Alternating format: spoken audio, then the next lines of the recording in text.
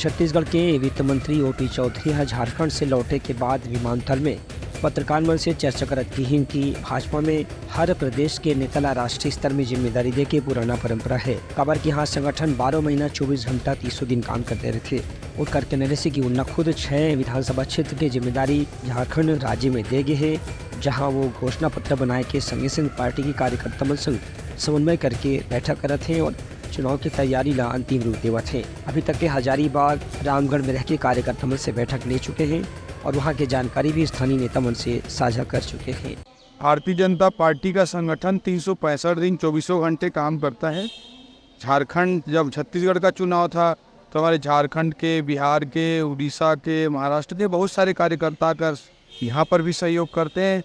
वैसे ही अभी झारखंड में चुनाव होने जा रहा है तो छत्तीसगढ़ के और अन्य राज्यों के कार्यकर्ता भी जाकर वहाँ हाथ में हाथ बटाते हैं। बट जो संगठन का काम है और पर्दे के पीछे रह कर के हमको काम करना होता है। संगठन जो दायित्व जो जिम्मेदारी देता है उसे भारतीय जनता पार्टी का हर कार्यकर्ता 100% अपने कमिटमेंट के साथ, प्रतिबद्धता के साथ निभाता।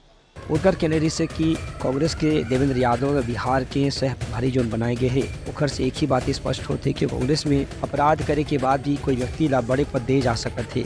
पार्टी में राजनीति के अपराधीकरण के एक बहुत बड़े उदाहरण है। जनता ये बात निश्चित रूप से समझा थे और उसके अनुसार चुनाव में फैसला करी।